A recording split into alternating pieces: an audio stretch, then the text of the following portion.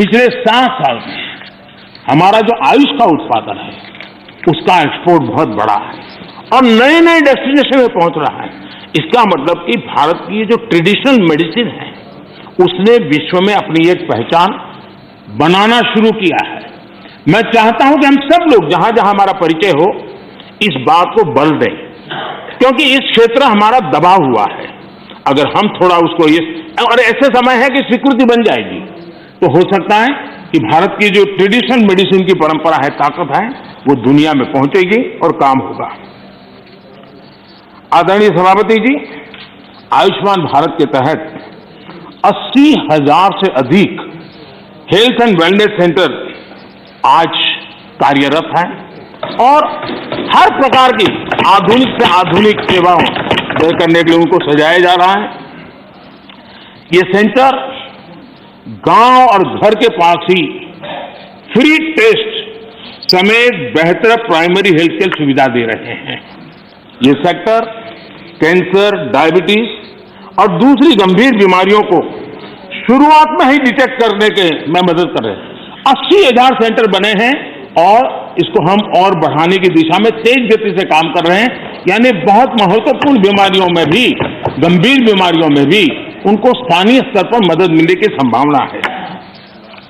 आदरणीय सभापति जी, वैसे पुरानी परंपरा ये थी कि बजट के पहले कुछ टैक्स लगा दो ताकि बजट में चर्चा न हो, बजट में दिखे नहीं और उस दिन शेयर मार्केट गिर न जाए। हमने ऐसा नहीं किया, हमने उल्टा किया।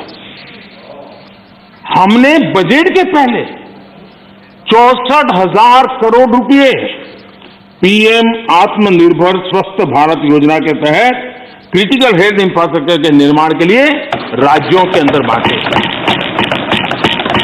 अगर ये चीज हम बजट में रखते तो और बहुत बड़ा बजट शानदार दिखता।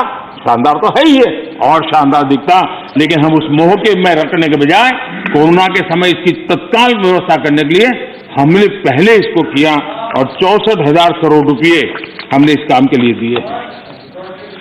आदरणीय सभापति जी, इस बार खड़गे जी बड़ा विशेष बोल रहे थे और कह रहे हैं कि मुझे तो कह रहे हैं कि मैं उस पर बोलूं, इधर उधर न बोलूं, लेकिन वो क्या बोले हैं उसको भी एक बार चेक कर लिया जाए। सदन में कहा गया कि कांग्रेस ने भारत की बुनियाद डाली और भाजपा वालों ने सिर्फ झंडा गाड़ दिया।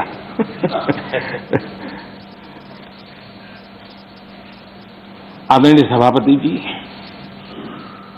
ये सदन में ऐसे ही हंसी मजाक में कही गई बात नहीं थी।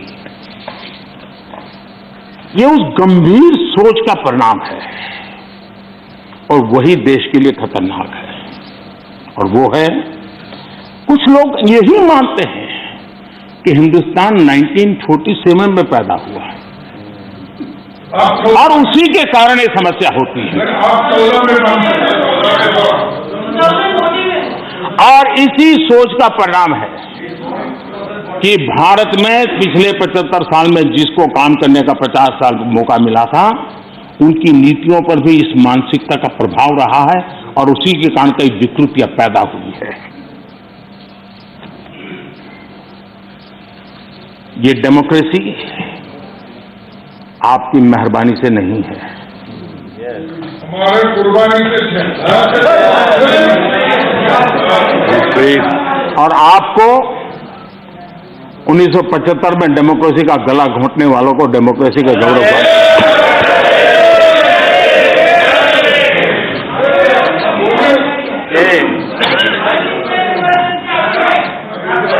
आदरणीय सभापति जी,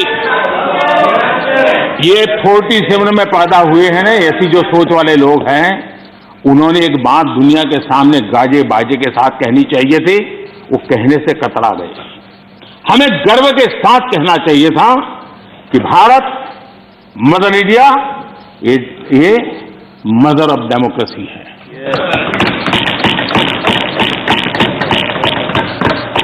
डेमोक्रेसी, डिबेट, ये भारत में सदियों से चल रहा है।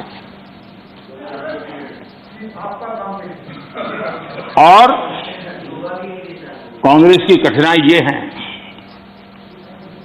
डायनेस्टी के आगे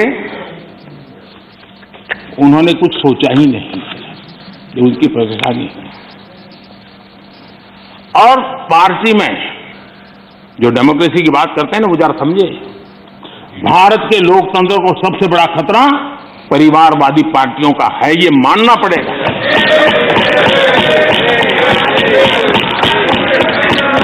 और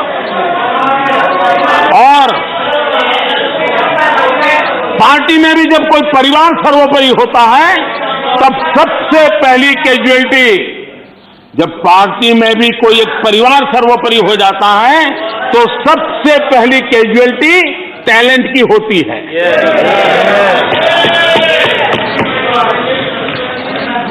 देश ने अरसे तक इस सोच का बहुत नुकसान उठाया है। मैं चाहता हूं कि सभी राजनीतिक दल लोकतांत्रिक आदर्शों और मूल्यों को अपने दलों में भी विकसित करें, उसको समर्पित करें और हिंदुस्तान की सबसे पुरानी पार्टी के रूप में कांग्रेस इसकी जिम्मेवारी ज्यादा उठाए। इंडिया टीवी हर वक्त हर जगह डाउनलोड करने के लिए सर्च करें India TV news Google play store या ऐप स्टोर पर।